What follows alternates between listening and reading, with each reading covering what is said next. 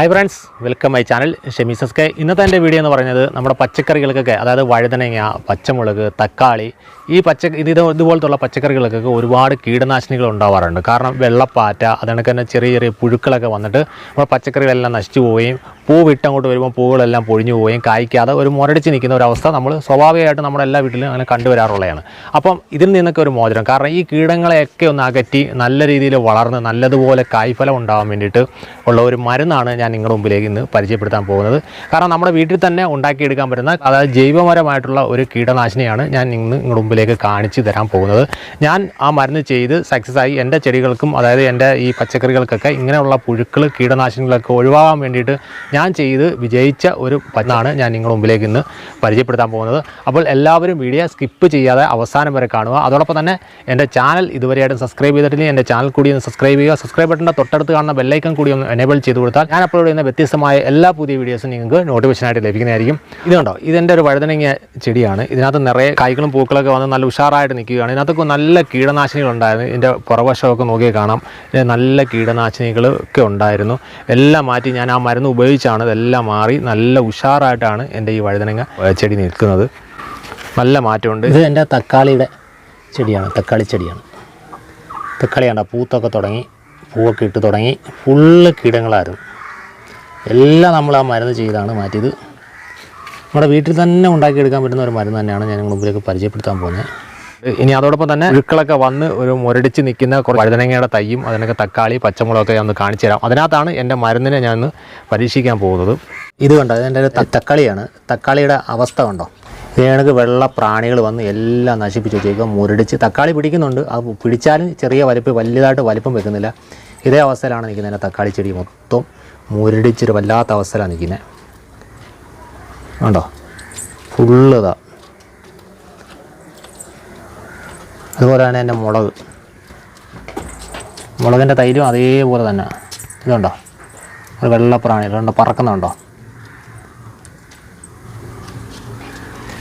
ഇത് ഫുള്ള് ഇതിനകത്ത് മൊത്തം അതാണ്. ഉണ്ടോ, ഫുള്ള് ചില വെള്ളപ്രാണിയില്ല പറന്നു പോകുന്നത് നിങ്ങൾ കാണാൻ പറ്റും. ഫുള്ള് അതാണ്. പിന്നെ മുളക് ഒന്നും കായ്ക്കുന്നില്ല. വന്നിട്ട് പൂക്കളൊക്കെ വരുമോ, വന്നിട്ട് മൊത്തം പൊഴിഞ്ഞ് പോവുക.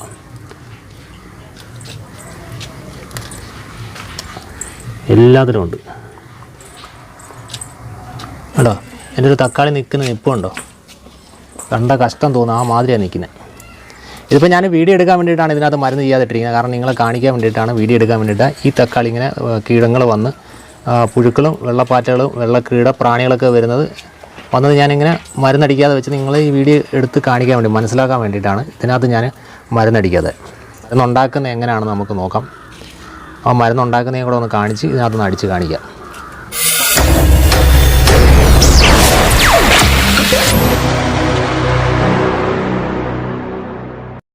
നമുക്ക് മരുന്ന്, അതായത് നമ്മുടെ ജൈവ കീടനാശിനി ഉണ്ടാക്കാൻ വേണ്ടിയിട്ട് ആദ്യം നമുക്ക് വേണ്ടത് കുറച്ച് ഇതുപോലുള്ള മുരിങ്ങയുടെ ഇല നമുക്ക് ആവശ്യമായിട്ടുണ്ട്. അപ്പോൾ നമ്മൾ കുറച്ച് മുരിങ്ങയുടെ ഇല നമ്മൾ ഒടിച്ചെടുക്കണം.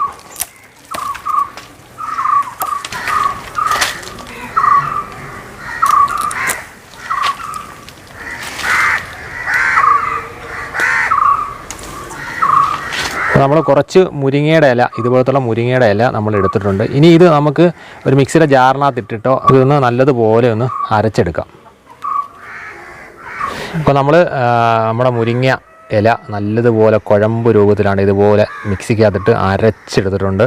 ഒരു സ്പ്രേ ഗൺ എടുത്തിട്ട് അതിനകത്ത് വെച്ചിട്ട് നമ്മൾ സ്പ്രേ ചെയ്താണ് ഇത് എല്ലാ ചെടികൾക്കും, എല്ലാ പച്ചക്കറി തൈകൾക്കൊക്കെ നമ്മൾ സ്പ്രേ ചെയ്ത് കൊടുക്കുന്നത്. അപ്പോൾ അതിൻ്റെ തരിതരിയായിട്ട് കിടന്ന് ആ സ്പ്രേ ഗണ്ണിൻ്റെ ഹോളിൽ കൂടെ ഇത് പോകാൻ ബുദ്ധിമുട്ടായിരിക്കും. അപ്പോൾ നമുക്കിനി ഇതൊന്ന് ഒരു തുണിക്കകത്ത് വെച്ച് ഒന്ന് പിഴിഞ്ഞ് ഇതിൻ്റെ ചാറെടുക്കണം. അപ്പോൾ നമുക്കിതിലേക്ക് ഒരു തുണി ഇട്ട് കൊടുക്കുക. ഒരു ചെറിയൊരു പാത്രത്തിന് തുണി ഇട്ട് കൊടുത്തതിന് ശേഷം നമ്മൾ അരച്ച് വെച്ചിരിക്കുന്ന നമ്മുടെ മുരിങ്ങയില അരച്ചത് ഒന്ന് അതിലേക്കൊന്ന് കുറച്ച് ഒഴിക്കുക. ഒരുപാടായിപ്പോയി. ഒഴിച്ചതിന് ശേഷം ഇതൊന്ന് പിഴിഞ്ഞെടുക്കാം.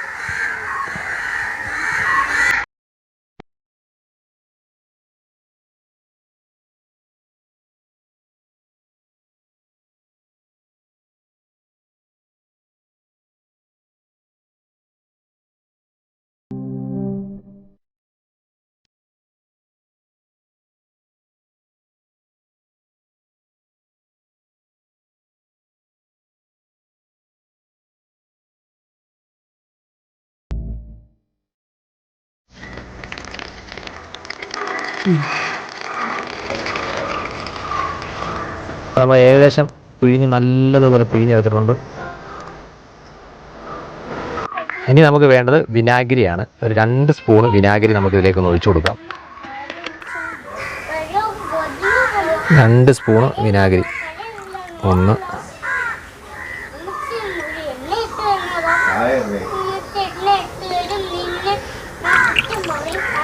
അപ്പോൾ നമ്മൾ 2 സ്പൂൺ വിനാഗിരി ഇതിലേക്കൊന്ന് ഒഴിച്ചു കൊടുത്തിട്ടുണ്ട്. ഇനി നമുക്ക് ഇതിലേക്ക് 1 സ്പൂണ് സോപ്പിൻ്റെ പൊടി, 1 സ്പൂണ് സോപ്പ് പൊടിയും കൂടെ നമുക്കൊന്ന് ഇട്ട് കൊടുത്തിട്ട് അങ്ങനൊന്ന് മിക്സ് ചെയ്തെടുക്കാം.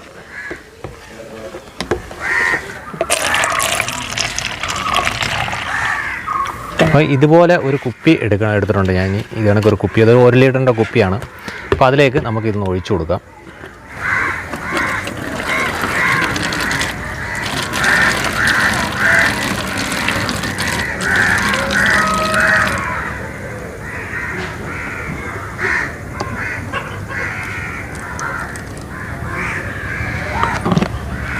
അപ്പോൾ നമ്മൾ അതിലേക്കൊന്ന് ഒഴിച്ചു കൊടുത്തിട്ട് ഒന്നും കൂടെ ഒന്ന് മിക്സാക്കാം. കുപ്പിക്കകത്തിട്ട് തന്നെ ഒന്ന് മിക്സാക്കാം. കാരണം അതിൻ്റെ ആ സോപ്പ് പൊടിയും അതൊക്കെ നല്ലൊന്ന് അലിയാനുണ്ട്. ഓക്കെ, നമുക്കിനി ഇതിനകത്ത് കുറച്ച് വെള്ളവും കൂടെ ഒഴിച്ചു കൊടുക്കാം.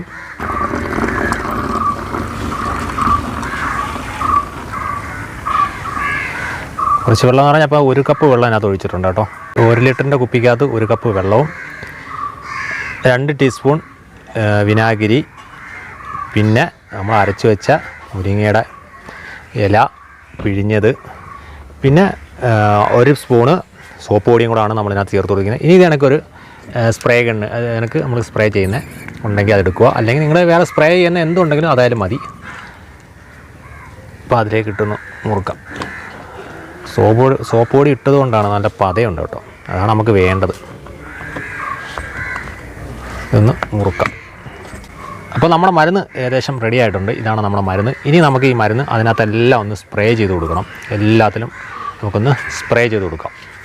അപ്പോൾ നമ്മൾ തക്കാളിക്കകത്ത് അതൊന്ന് ആദ്യം സ്പ്രേ ചെയ്ത് കൊടുക്കാം. നല്ലതുപോലെ സ്പ്രേ ചെയ്ത് കൊടുക്കുക. ഫുള്ള് അതിൻ്റെ ഇലയിലും എല്ലാം.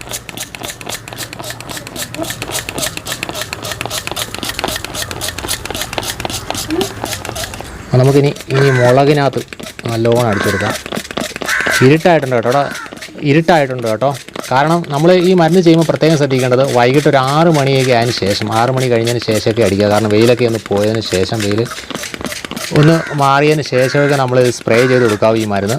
അതുപോലെ തന്നെ നല്ല മരുന്ന് അടിച്ചതിന് ശേഷം ഇതിന് ചുറ്റും നല്ലതുപോലെ വെള്ളം നനച്ചു കൊടുക്കുക. അതിൻ്റെ മൂട്ടിലൊക്കെ ചുവട്ടിലൊക്കെ നല്ലതുപോലെ വെള്ളം നനച്ചു കൊടുക്കുക. ഇതിൻ്റെ അടിയിലെല്ലാം മുളകിൻ്റെ തൈയാണ്, അതിൻ്റെ അടിയിലെല്ലാം സ്പ്രേ ചെയ്ത് കൊടുക്കുക. മുളകിൻ്റെ ഇലയിലെല്ലാം സ്പ്രേ ചെയ്ത് കൊടുക്കുക.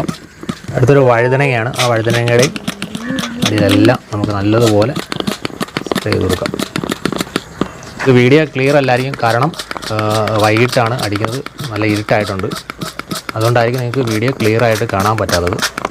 അപ്പോൾ ഈ സമയത്താണ് നമ്മൾ ഇത് അടിച്ചു കൊടുക്കണം, എന്നാലേ പ്രയോജനമുള്ളൂ. ഒന്നുകിൽ രാവിലെ വെയിൽ വരുന്നതിന് മുമ്പോട്ട് ഒരു 6 മണിക്കൊക്കെ മുമ്പ്, അല്ലെങ്കിൽ വൈകിട്ട് അടിക്കുന്നതായിരിക്കും നല്ലതുപോലെ ചെടികളും തൈകളും നനച്ചതിന് ശേഷം, അതായത് മൂട് നല്ലവണ്ണം അതിൻ്റെ ചുറ്റുപാട് നനച്ചതിന് ശേഷം നല്ലതുപോലെ എനിക്ക് സ്പ്രേ ചെയ്ത് കൊടുക്കുക.